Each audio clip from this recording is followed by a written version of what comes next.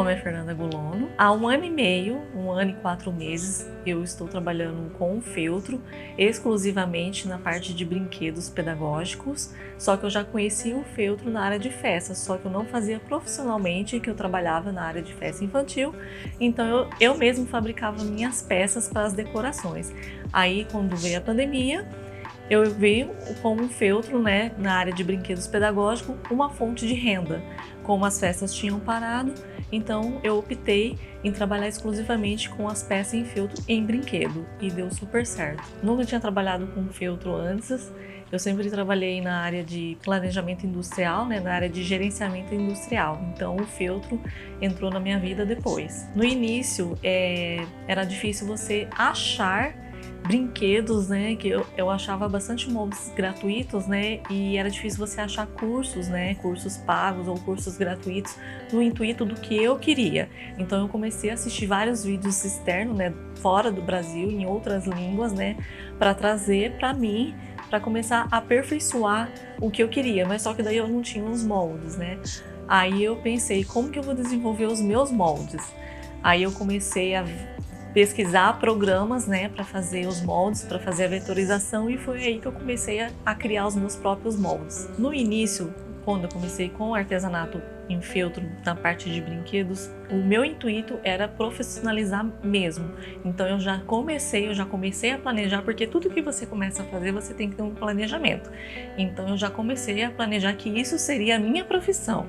Então por isso que eu nunca parei de estudar e ainda continuo aprendendo, né? Que o artesanato tem várias técnicas que surgem todos os dias, então a gente nunca tem que parar. Então você tem que investir sim em cursos, você tem que sempre estar aprendendo. A minha família sempre me apoiou, desde o começo, desde o meu marido, meus filhos, meus pais, né, a família toda, tanto a minha família quanto a família do meu marido, porque todos viram, né, o empenho meu e como eu comecei cedo já a lucrar com o artesanato, né, então não era algo que eu estava só investindo, além de você fazer o investimento que você tem que investir, eu estava tendo um lucro com o meu artesanato, né, e devido à pandemia, para mim isso foi o que me sustentou.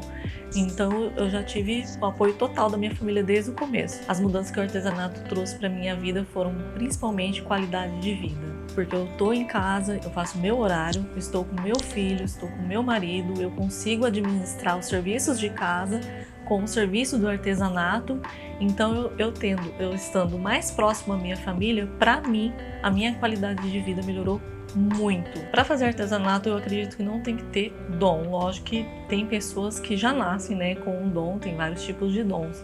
Mas se você pegar uma peça do zero, eu não sei costurar, e você tem um apoio por trás da onde você está aprendendo, você consegue tranquilamente fazer uma peça sem você ter dom. É questão de prática, dedicação e estudo. Quando eu comecei com o feltro, eu não sabia costurar.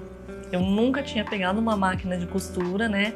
E isso foi assim realmente com a prática, né? Com a prática eu fui me aprimorando e hoje eu tenho um resultado que eu queria desde o começo. A minha primeira peça em feltro eu fiz, né, um white book simples, né? E eu já tive as minhas primeiras vendas, né?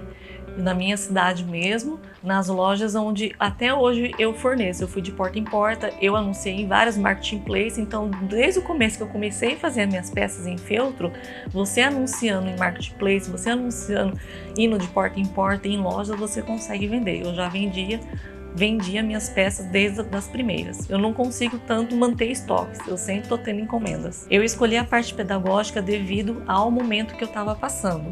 Ao momento de pandemia, eu olhei e falei, as crianças estão em casa, então eu vou fazer algo que elas possam brincar e aprender. Então um dos motivos que eu escolhi essa área onde eu estou atuando foi esse. Hoje o feltro representa na minha vida, além de uma terapia, né, que eu trabalhando em casa para mim se tornou uma terapia, ele é a fonte de renda também da minha família. Lógico que tem a fonte de renda do meu marido, mas ele agrega muito também a fonte de renda familiar. A dica que eu dou para quem está começando e ainda está meio perdido, não sabe o que fazer, é comece.